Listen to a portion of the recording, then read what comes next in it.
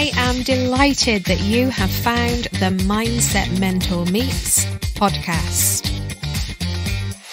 I'm Angela Cox, your host and indeed the Mindset Mentor, and I'll be interviewing executives and founders at the top of their game to find out what lies beneath. I want to know what makes people proud, how they define success, what holds them back, and indeed what drives them forward. This is authentic and natural conversation with the best in the business. So listen in, enjoy, and if you love what you hear, please do leave a review. And now, over to today's guest.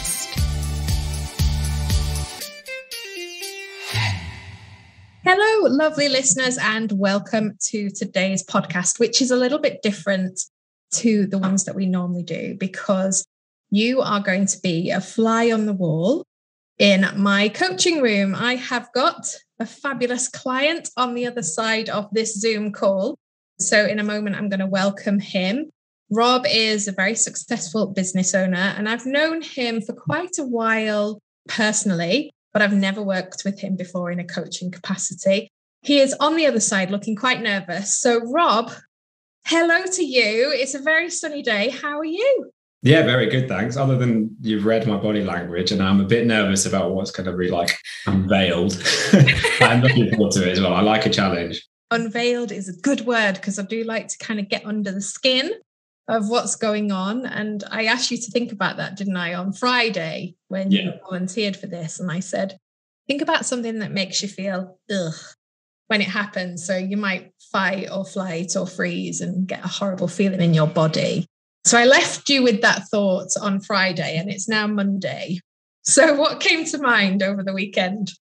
Yeah, so I think there's one thing that just I kept coming back to of like, and this doesn't happen often. It's like if I'm kind of aggressively confronted.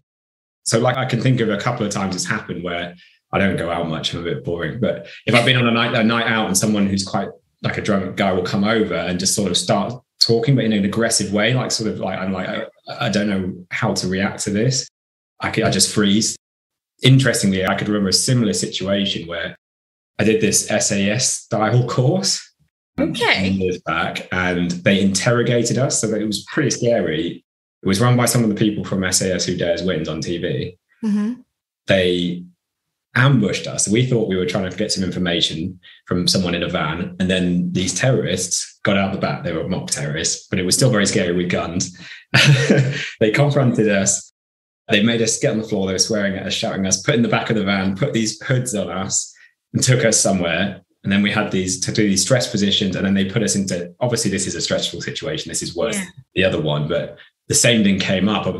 They put us in all these positions, and we were kind of taken into these, I think they were containers. We couldn't see what we were taken into, and then sort of interrogated as if it was kind of like a real interrogation. And I just decided I was not going to say a single thing. And they were like, your colleagues are going to die. And I was like, I'm just not speaking. I just didn't speak the entire time. And I didn't know, I was like, I just couldn't figure out what to do.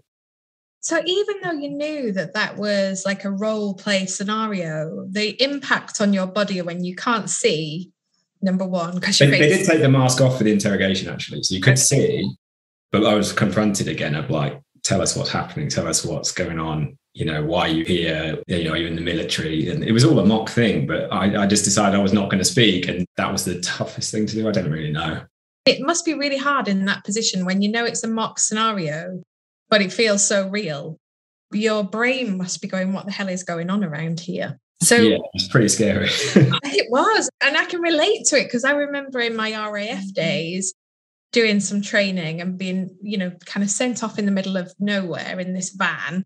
And then we were ambushed by the so-called enemy. Yeah. And it is really scary. Your body does go into that fight or flight scenario. So I can relate. I couldn't fly. I think that was the other thing. I couldn't, because we were shut in like a container for the interrogation. It was like, I can't rely on what I usually would do, which is like be, you know, quite fit and escape from it. Yeah. You can't escape. Okay, so you remember that feeling from then. There's more recent ones where you've been in a situation in a bar or whatever, and you're being confronted. So what we can do, if you wish, is to track back and try and understand where the root of that comes from. Because it's probably something when you were much smaller, where you've been in a situation with a group of friends or a parent or whatever that has created that connection, that is creating that fear response. So we could go back and have a look and see where that takes us. But in order to do that, we have to be able to go into the most recent time. So probably the one where you were in the bar, because that was the real scenario. And then we'll see where that tracks back to. And we'll do that in a kind of semi-hypnosis way. Yeah. So when I say that, I'm not going to put you under into deep hypnosis, because we don't need to do that. So let's say your dog walker was to, I know your dog's gone out for a walk. If your dog walker came back, you'd be able to hear the doorbell and you'd be able to hear the door opening. That's handy. So you're not going to go sort of deep into hypnosis, but we're just going to be in an eyes closed scenario so that you can focus on the memory and we can track our way back. Yeah, that's fine. You look terrified, Rob. No. I'm just thinking if the dog walker knocks on the window, but she'll have to deal with it. Because she can see. We can deal with every eventuality, so don't worry. If anything happens like that, we'll literally open your eyes, we pause, and you can go and sort out what you need to do, so don't worry. You can tell I like to plan for the unexpected, can't you now? All my weird traits are coming out. There's nothing wrong with your traits. They're wonderful. Awesome. Right, so shut my eyes. Well, let me explain it to you a little bit more first, and then you can get your planning brain ready. So what I'm going to ask you to do in a moment is close your eyes, and I'm going to ask you to go back into the scene watching Rob in that bar. So you're going to be, just like this is a fly on the wall scenario, people listening to us, you're going to be a fly on the wall observing that version of you. So I don't want you to step into your shoes. I want you to be watching the memory and see what's going on. And then as you start to observe it, I want you to start to play that back to me. So you're kind of bringing it to life for me and for the listeners so that we can get a picture of what's going on in this memory. And as part of this, because we want Rob to feel more comfortable in that scenario, we might use some tapping and tap on him. Okay, so this is a bit weird and wonderful, but also it works brilliantly. So you've just got to kind of keep an open mind and go with it. Yeah. So what I'm going to be asking you to do is to tap on yourself in the chair. So you're going to tap on the top of your head. Okay. Then the corner of your eyebrow. And then the side of your eye. And under your eye. So you're just following through with me. And then above your lip. And then on your chin. And then on the collarbone, right on the edge, the inner corner of the collarbone. And the tapping is like really gentle, as if you're like tapping on a little baby. Okay. Yeah, so we don't want like whacking. No. Nice and gentle, Rob. So you are going to tap on yourself in the chair at key points in the memory. Okay. And then I'm also going to ask you, so two things at once, to tap on you in the memory. So what will happen is you'll be tapping on the top of your head there, and then you'll imagine tapping on you in the memory. That makes sense? Like two things at once. It's hard, I know. But I've heard things about tapping. I've never tried it, so I'm quite excited to try. Love it. So we're going to tap on you, and we're going to tap on the version of you in the memory. And I'll just talk you through the points because you'll have your eyes closed. Okay. It's clear as mud, I know, but all will become easy. Yeah. And then you'll find out what we'll do then. As soon as we've done the tapping, we'll do something else and we'll just go with it from there. That's as much as you need to know. Okay. Happy with that? Yeah. Yeah, you're just going to go with it. You're embracing it. I love it. Okay, so I want you to get yourself in a nice, comfortable position. Make sure your feet are planted on the floor. Yeah. And then I want you to just take your eyes down, close them, and just spend a few moments bringing that memory to life in your imagination. And remember that you're a fly on the wall. So you're literally just going to be observing that version of you. And once you've got that, you can just start to explain to me what you're seeing and what that version of you is feeling. So I'm seeing a bar in London. I don't remember where, but I'm seeing it sort of got these yellowy lights. And there's someone approaching me, and they look kind of drunk, but also kind of like aggressive. So I don't know how they're carrying themselves, but they're taller than me and they're kind of coming over. Mm-hmm. And then they start to say something. I can't remember what they said, and I can't imagine it either, really. But I can hear from the tone of their voice that it's kind of a confrontational thing. And they grab me or push me, can't quite see. And then I'm just there sort of freezing and sort of shrinking in terms of body language, I suppose. How does that version of you feel? How would you describe it? I feel sort of weak. Weak. Okay. And afraid. Okay. I want you to put those people on pause. In fact, pause all of the sound in that environment so that there's just you on play. Mm-hmm. And now that you've done that, I want you to imagine tapping in the way that we described earlier. So I want you to tap on you in the chair on the top of your head. And I want you to imagine tapping on you in that memory. Tap on the top of Rob's head. Yeah.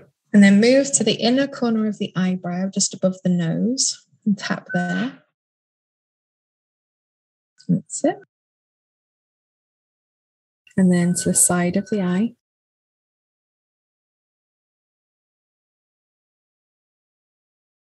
And then just below the eye.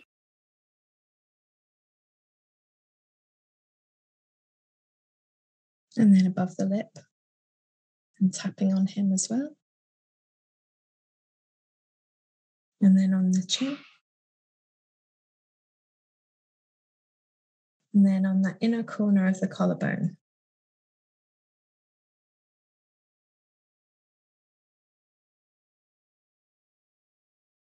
And then I want you to just stop the tapping and I want you to just observe that version of you. You can just stop the tapping, observe that version of you, and just notice how he's feeling now that you've tapped.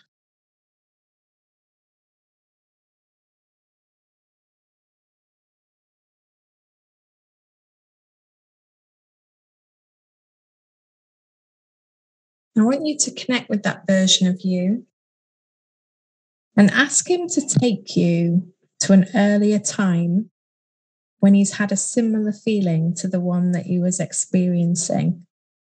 That feeling of shrinking back, that feeling of weakness. And just as the memories start to flash in, I want you to choose the first one that comes, that similar feeling of weakness.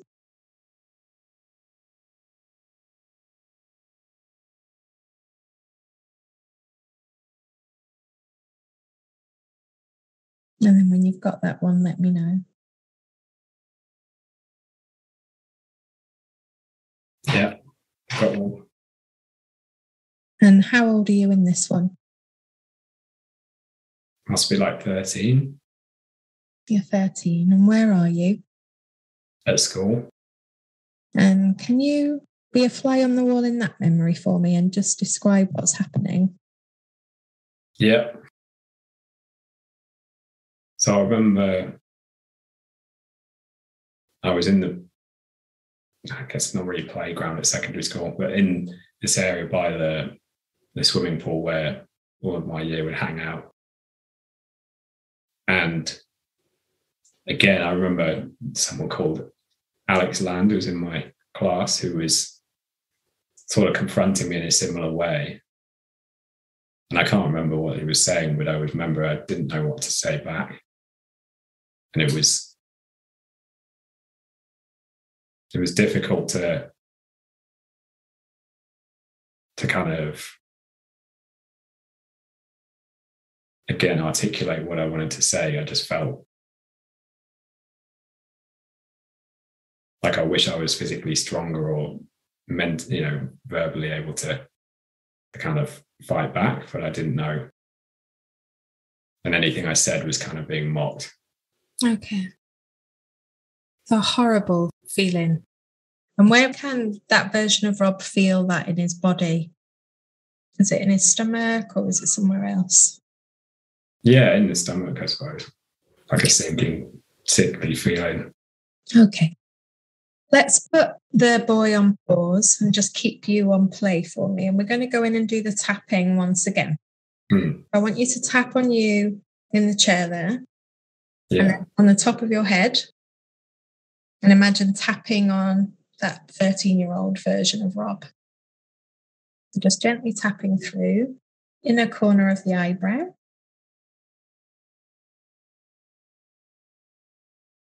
And the side of the eye. And this just helps those feelings to dissipate.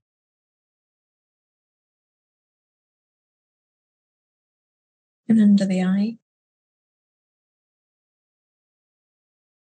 And as you're doing this, I want you to just let that version of Rob know that you're proud of him and that he is strong. And above the lip. But he's not a bully.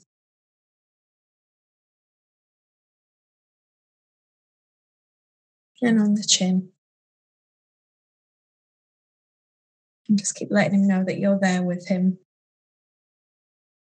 And then the corner of the collarbone.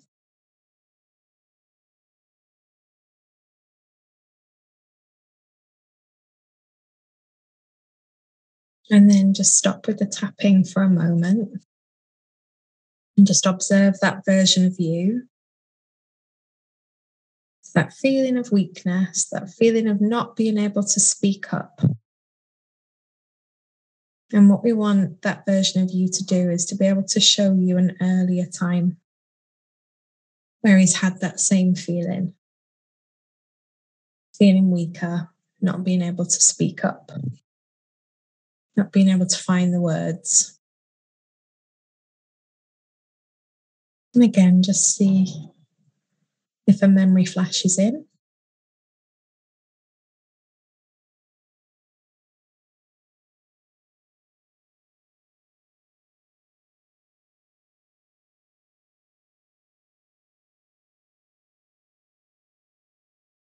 And then if one of those comes, just let me know.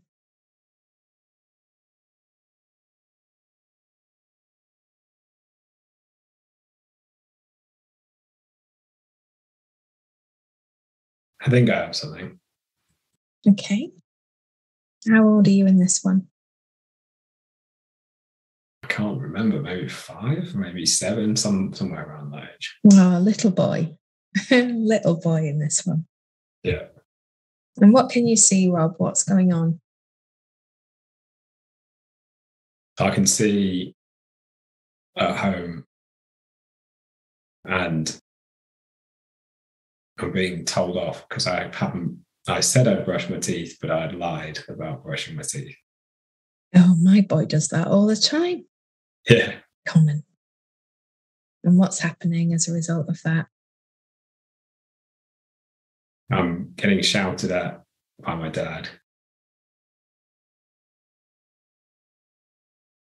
And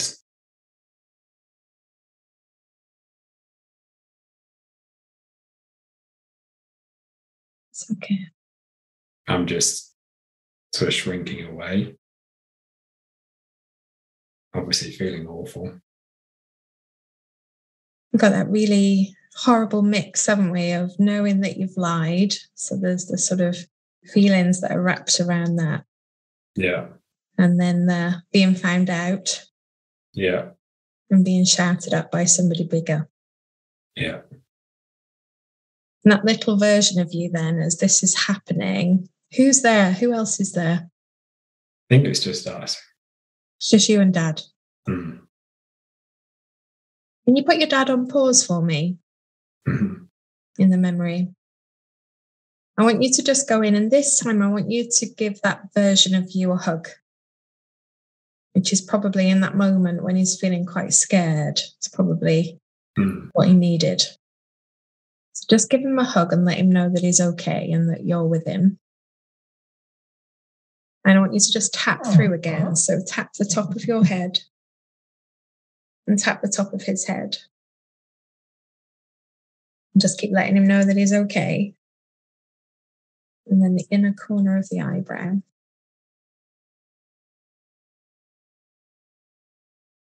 And the side of the eye. Dad's probably a bit stressy today. So the reactions are probably a little bit bigger than they need to be. Under the eye. We want this little version of Rob to know that this sort of lying about brushing teeth is dead normal. This is what kids do. And above the lip. So you don't really have time for teeth brushing when you're 6 and 7.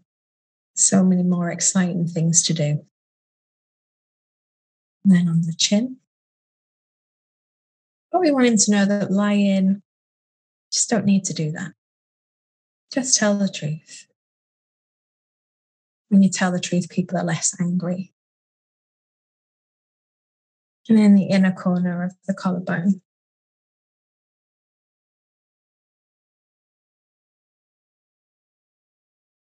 And then you can stop the tapping, Rob, and I'd like you to put that little version of you on pause for a minute. And then just put your dad back on play. And I want you to go in as the adult version of you now into that memory and just have a hug with your dad.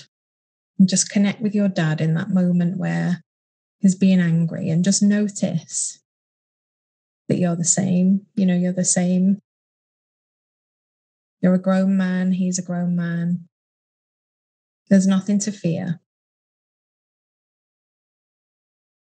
And just notice he's a stressed out dad. Just wants his little boy to brush his teeth. Just notice that his reaction is probably a little bit over the top, as parents do. But connect with him in that moment. And then bring that little version of you back onto play. We want to just ask that little version of you whether this is the first time he's felt these feelings of being weaker, or if he's had an earlier experience of those feelings. And just ask him if there is an earlier one or if this is the first.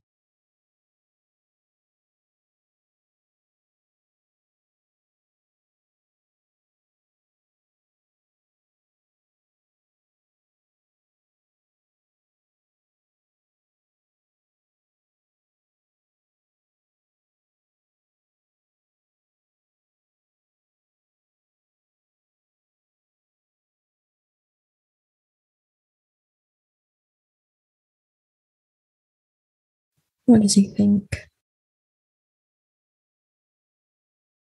He's not really sure. That's not a very useful answer, is it? No, it's really normal, Rob, honestly, because you're really early now in terms of memories. So there might be one before, but he might not be willing to show us, or he just might not remember. But there's nothing flashing into your mind at this point. No. Okay. So let's have a look at this memory then in a little bit more detail. So what I'd like you to consider is what that version of you needed to happen that day in order to feel better about this situation. So we don't want him to be in a situation where he'd brushed his teeth in the first place because he didn't brush his teeth, and this was the kind of the key moment that created the feeling. So we want a situation where he's been found out for having not brushed his teeth. But from that moment, we want it to play out differently. So in order for that little boy to feel safe and to feel strong, what did his dad, or indeed his mom or somebody else, need to do to make that situation feel better? Given a chance to say my side of it. Okay. Did. So I'd like you to create a movie now in your mind of your dad finding out you've not brushed your teeth and him asking you why. And you being able to explain and him accepting that explanation, but allowing you to realize that it's not okay to lie. but in a way that makes that version of you feel like he's got a voice and feel safe. So I want you to try and play that movie and just let me know if you've got that and if it feels okay. Mm-hmm. Yeah, got that. Okay. I want you to keep watching that movie, Rob, and just keep playing it over and over again, and give me a word that explains how that little version of you feels.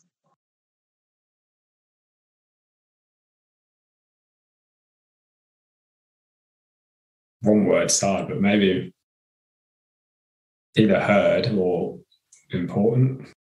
Oh, okay. So heard and important.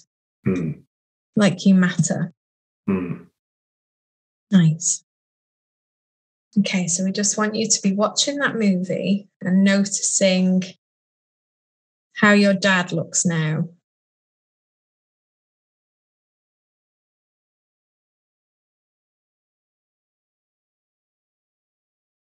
Does it feel better for that little version of you? Yeah. So he feels heard and he feels important. So what I'd like you to do is imagine now, as you're watching that movie, I want you to keep playing it over and over again. And as you watch it, I want you to imagine that there's a light all the way around the picture, almost like a neon frame. And I want you to give that frame a colour. So what colour would the light be?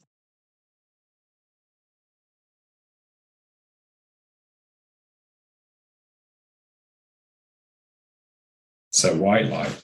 White light. So watching that movie with the white light all around it, I want you to imagine now that that white light is coming in through the top of your head. And I want you to feel sort of a warm light just filling up every single cell and every single fiber in your head. And as it does, it brings with it a voice. And it's a voice that you can use whenever you're in a position of conflict. It's a voice that you can use in a really calm way to be able to say your piece, to be able to stand your ground without matching and becoming a bully. And as that white light flows down into your head and brings that voice with it, I want you to imagine that it's coming down over your chest, down over your shoulders, and it's flowing down both of your arms and down your spine. And it's going to come all the way down into your core and bringing with it that belief that you matter and that what you have to say is important. But actually, you can do that in a way that's non-aggressive. And you can deal with people who are aggressive in the right way, bringing with it that real strength of knowing that what you have to say matters. And as it reaches your core, I want you to imagine it flowing down through your hips, down your thighs, over your knees. And then it's going to shoot down your legs and out through the soles of your feet and ground you in that sense of knowing that you have a voice and that your voice matters. And when you're in these positions of conflict, you'll find that voice. There's no need to feel weak. There's no need to feel afraid. And I want you to now draw that white light up from the earth and all the way back up into your heart. And just put your hands on your heart for me. Because from there, I want you to imagine sending that white light out. So you're going to send it out in every direction. And you're going to send it to anybody who's ever felt weak in that position. Anyone who's ever felt like they've frozen and they've lost their voice when they've felt threatened. And just allow anyone who feels like that to feel what it feels like now in this moment with the white light. Allow any version of Rob who's ever felt that feeling to be filled with this white light. That knowing that you matter and that your voice will come and the weakness will dissipate and with it will come strength. I want you to now draw that white light back from the universe. Draw it all the way back into your heart so that in every single interaction that you have moving forward, you'll find your voice and you'll find that strength. And the fear will dissipate and you'll know that you matter and that nobody can ever make you feel small. You'll stand in your power and you'll own it in the right way. And as a reminder, I want you to watch that movie one more time with you and your dad.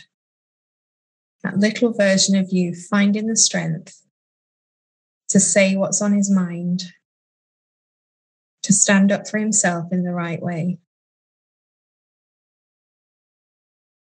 And as you watch that movie one last time, I want you to shrink it down and make it really small, that movie screen. Tiny, tiny movie screen. I want you to just imagine drawing it in towards you and bring it back into your subconscious as a new version of that memory that you can anchor to moving forward now. And remembering this white light of strength and that little boy who was able to stand up to his dad and say what was on his mind. I want you to just embody that feeling and then just take a nice breath.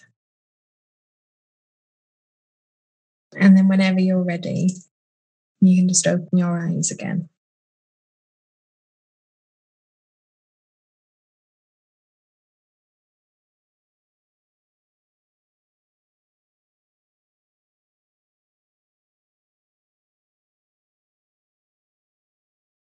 How was that? Strange feeling now. It was not what I expected, but it was like the memories I could kind of trace back. Like they're definitely strong memories for a reason, but the feelings are different doing it that way. Feels quite, well, certainly for me, it feels quite real when you do the reprint of the memory and sort of you're speaking up in yours. As you watch that, it becomes real. Did you feel like that? Yeah, there's a lot of like flashing in my mind. I don't know what that was. Like this light sort of, I don't know. I think there was a lot of stuff sort of processing, but there's nothing else that came out. But I'm like, there's probably other stuff, but nothing else. Sometimes you can get back to when you were 1 or 2 and there'll be a memory there. But you need to be able to have the trust of that little version of you, which sounds a bit woo-woo, but once you sort of work with your past memories quite a lot, then more and more of them come to the fore and you're able to go back and deal with other ones. Yeah. But the connectivity between that you in the pub and that feeling, can you see the connectivity between that and the memory that you went to when you were 6 or 7? Yeah. That same sort of confrontational scenario. Yeah. So let's talk about that transactionally. When you're in that position and you need to speak up, what are some of the ways that you know that you can do that? Well, we talked about planning, probably planning. If I can anticipate like everything, then I can kind of have a response for everything that I've kind of pre-planned. They might say this, I might say that. But that's why if I don't have that, then I'll freeze because I often rely on kind of having a strategy for things, and I'm not so good without that. Are you like that with everybody in your life, or are there certain people that you can just free flow with? Yeah, I mean, in confrontation, I think I'm like that with everything. I always feel like I can articulate myself if I can get out of the situation. whether it's a fight at home, or something silly or something else, like, or an issue at work. Like if I can like take 5 minutes, I can process it and then I can come back and explain my feelings. Otherwise, I just like, I don't know, maybe it's probably linked to all these other things. I feel like it just sort of, it's like a sort of out of control. I'm just scared of what I might say or do, because I just know I'll say something or do something stupid or destructive. Whereas if I can come out, the emotions kind of dissipate, and then I can eloquently say what I want to say. So you're in those moments then, if you're with your girlfriend and you're having a discussion that becomes a bit more conflict, there's more conflict wrapped around it.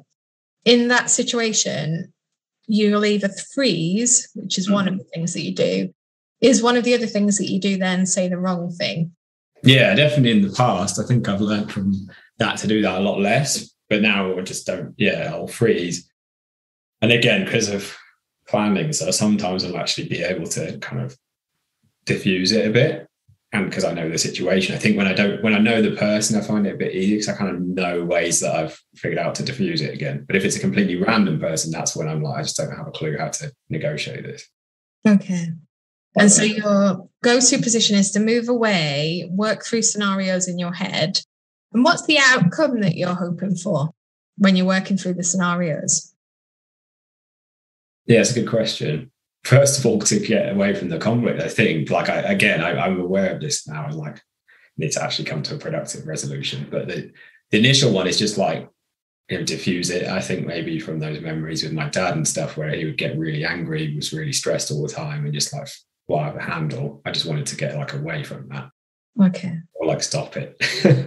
So I still think it is a legacy of that. Of just like, I just wanted to stop. Okay. And you've learned that if you're quiet, things stop. Yeah, I guess. Never really thought of that before, but clearly, that it did tend to work as a child. Eventually, it'd run out of steam. Yeah, that's interesting, isn't it? Where there's a threat, which is the same as in the pub, where there's a threat, if you just shrink back and stay quiet, then ultimately you're not going to get hurt. Yeah. But in reality, that probably doesn't work out quite so well in closer relationships where conversation is required. Yeah. But I am aware I can now come back and have the conversation, but for some reason, I still feel like it's a lot easier for me if I can get away from it. I think because the emotional thing is like there's a battle between like the part of me that's like wants to fight, which I'm maybe a bit afraid of, I don't know, of what might say, or like if it's in a confrontation, like part of me is like fight the person, and I'm like, I've never done it. I mean, I've done lots of martial arts and stuff, but I was like, I don't know. I never done it, but I'm afraid of like the outcome. So instead, I'll just go to free. How do you feel about win or lose? In what scenario? So, just as a general concept. Which do you prefer? Oh yeah, winning. I once got told this. You find this interesting. I did an interview for a Formula One team when I was in engineering, and they came back with my personality test, and they said, you've kind of put that you want to win at all costs in this, and we're concerned about that. At the time, I was like 21, and I didn't really get it. I was like, hey, maybe this is why you're not the best F1 team if you're concerned about this, because it was one that wasn't that high up. And I was like, yeah, obviously that is if you want to win in F1, you should win at all costs kind of thing. And I didn't mean it like at the expense of someone else or in an untrustworthy way, but just that's my default. It's like, I definitely go towards win, and I don't like losing. There was a time with my grandma where I flipped the whole Scrabble board over as a child. I still she said, do you want me to let you win or play properly kind of thing? And I think I just flipped over and left. You're escaping from the situation. The reason I asked you about the winning or the losing is it is a really interesting thing to dig under the skin of, because if you believe that you can't win and winning is important to you, one of the ways that you'll protect yourself is to come out of the situation.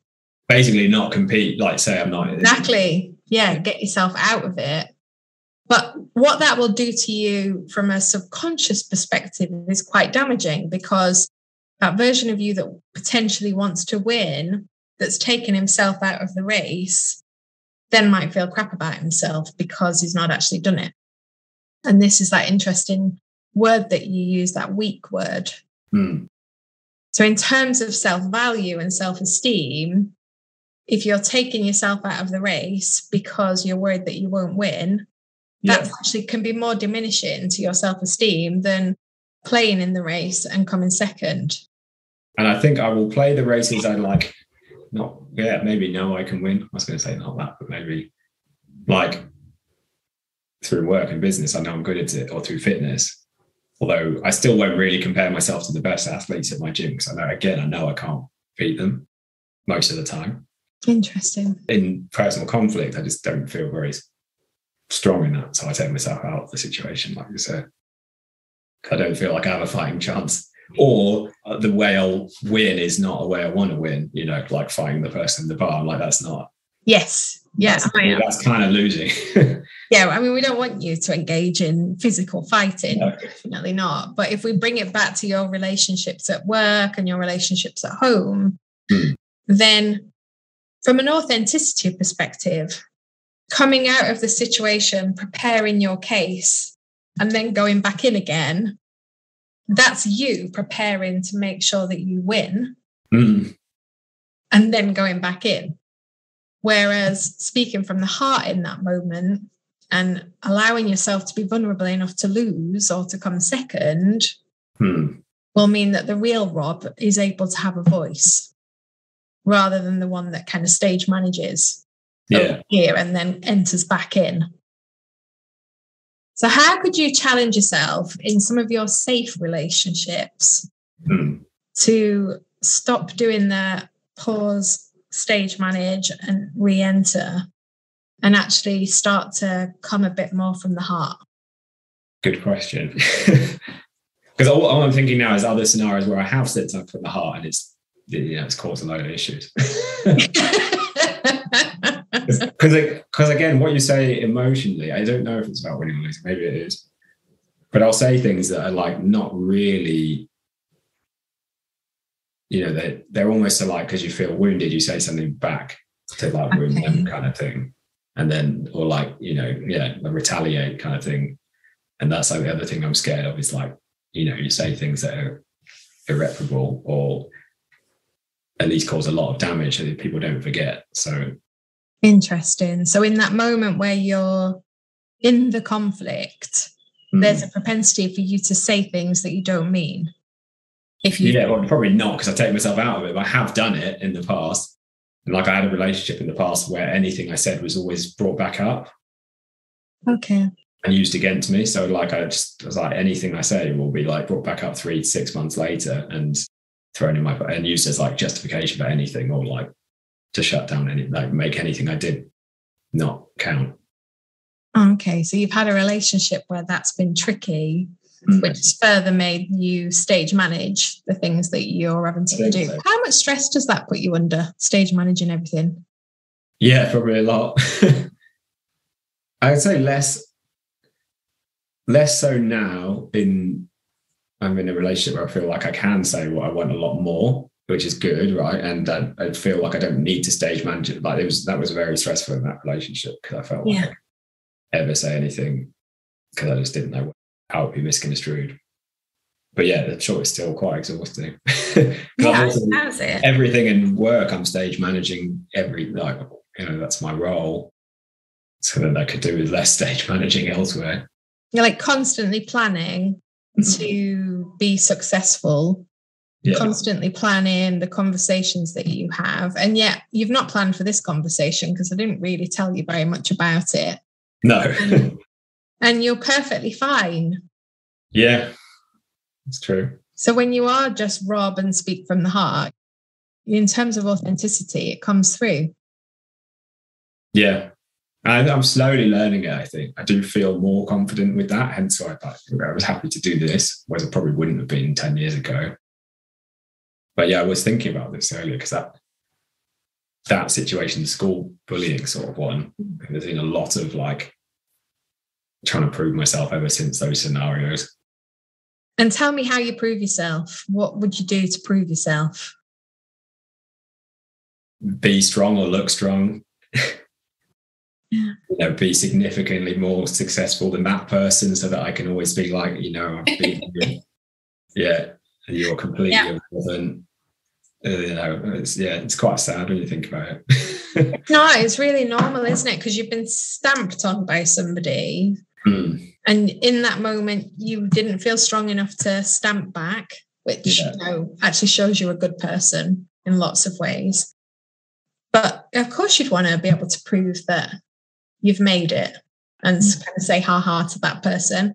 But what we want to be able to do is let go of that mattering. Yeah. Because it only matters for you what you become and who you are, rather than it being about him. I weirdly have some attachment to like wanting that as fuel, which sounds really bad, but I'm like, I kind of know it's there. Like done enough self-inquiry to be like, I know there's some motivation from like dark places. Yeah. I think probably most people have who have pushed themselves, but I think the letting go is difficult because I'm like, I kind of also like the result, but maybe I think I'm also scared of if I didn't have that, would I just sort of give up? There's nothing wrong with having drivers. There's nothing wrong with that. There's part of me that wonders whether that drive to prove yourself is really about the boy at school or whether it's about something bigger. It might be about my relationship with my dad. Never feeling. Yeah. Usually it is for men, isn't it? Have a relationship with him now? Yeah. And is he proud? Good now? Yeah, and he has said that. And that does mean a lot because it took a long time to get to that point. Yeah. I think. But there's been a number of times where I think I've kind of proven myself, not that you should have to. Yeah, they don't really worry about me too much now. But I think you can still just sort of keep going down the same path without thinking about it too much. You can if you're not listening to the feedback. So he's said that he's proud. He's said that a number of times. Is that enough, or do you have to go and prove a little bit more, or do you have to go and prove a little bit more? And it becomes like almost like a self-fulfilling prophecy where that is just the way that you work. And you achieve something and you're on to the next thing, achieve something onto the next thing. As opposed to being able to really look into what you've done and know that that's okay for you. And it doesn't matter what anybody else thinks. Yeah, I do get that. You might get it, but do you do it? Yeah, it's a good question. Sometimes. I kind of go through cycles of like accepting it, being like, I'm good, I'm done, I'm really proud of myself. Yeah, it's so difficult, isn't it? Because it's like, I love it. I love training for fitness and, a competition this weekend. Half of me is scared, half of me is like wants to run away, but half of me just wants to do it. And the same with the business stuff. Like half of me is like, this is scary, like I was saying before we spoke, because we've got a lot bigger. And the other half is like, you could just say like this, but like, but then if I hold myself back, there's more people in the world that will make it help. Totally. And what we don't want is to diminish the ambition, because the ambition is fab. Yeah. And it's purpose driven, and what you do, you're really helping people and you get the fulfillment from the helping people. Yeah. So definitely, you wouldn't want to stop that if that makes you feel fulfilled. It's the reason why you're doing it. It's the thing to keep questioning around and making sure that you're decoupling that need to prove yourself to other people, and that the driver is about the people that you're helping rather than the people that you're trying to prove that you can win against. Yeah. Because that becomes destructive if things don't quite go right one day. So I know that you wrote a book recently and it became a bestseller. And imagine if that didn't become a bestseller, how that can make you feel if the thing that you're trying to prove is that you can beat these bullies. Yeah, well, we've gone through periods which have not gone very well, and it's very difficult. So it's being able to lean into that a little bit more, come from that space of I matter, so anchor yourself back to that white light, because that's really strong if you're able to do that. And then just be questioning every move that you make, be questioning, is this for me and the people that I'm trying to help? Or is this about winning for the battles in the past? And if you think that you're going into that one, just do some journaling around it or do some thinking around it so that you can start to move forward in a slightly different way. I'm going to write this down. I know this probably should be intuitive, but I'm just going to write me or them. Because, I think it can flip between the two and I can kind of feel it. Yeah. If the driver is about winning against the bullies, you're more likely to sabotage yourself. Whereas if the driver is about you and others, you're more likely to be successful because you won't be pulling out the conversation, got to plan the conversation before I can have it. You'll allow your authentic side to be able to drive you forward. So you'll get more stuff done for a start because you won't have to stop and plan. Imagine that. Yeah. And I think there's a lot of procrastination that probably comes out of it as well, of like wanting to do it so well that you never even do it because you never get it done. Yeah. Because you want it to be the best thing ever, but actually you can't operate like that. Well, you can, but like you said, in terms of the outputs that you have, they'll be limited because everything will be out there perfect, but a third kind of forced as well. Yeah. Yeah. And I guess in terms of the women that you work with, that isn't the role modeling they want, perfection, because that for them is kind of like, oh my God, how am I going to live up to this? So, if you can kind of do that experimentation type thing, that's really going to help. Yeah.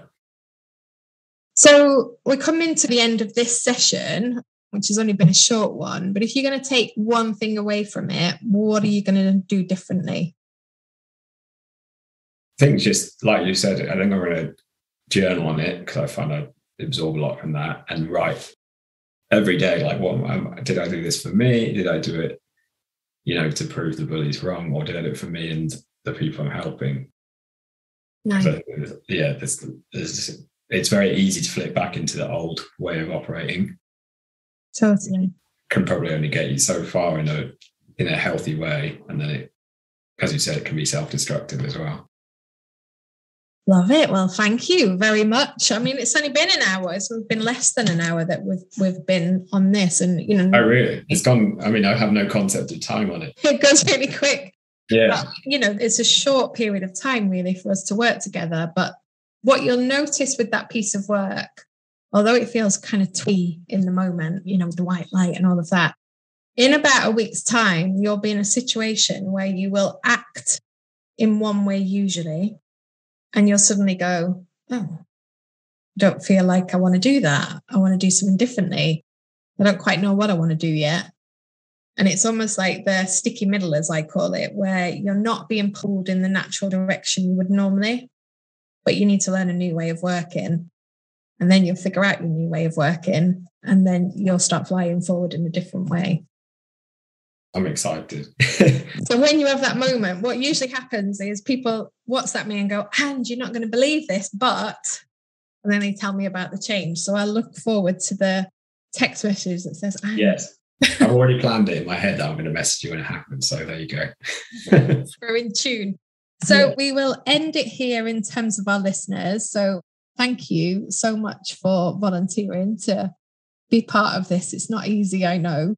But I'm really, really thankful that you have. So thank you for having me, and thank you for training me on it. It's not something I've ever done, and I found it quite fascinating. You're very welcome. So lovely listeners, thank you for tuning in. I hope that you have enjoyed being a fly on the wall and that you've been able to take something away from this session as well. And if you've loved it, please do leave a review, and I will be back in September with the usual version of the podcast. So I will see you then. And so, just like that, we're at the end of the podcast. I hope you've enjoyed your time listening today. And a big thank you from me for taking the time. I'd really love it if you would be able to leave a review, because it really does help us to get noticed. And if you haven't already, why not subscribe, and then you never miss an episode. I wish you a lovely rest of the day, whatever it is that you're doing, and I hope that you stay safe and well.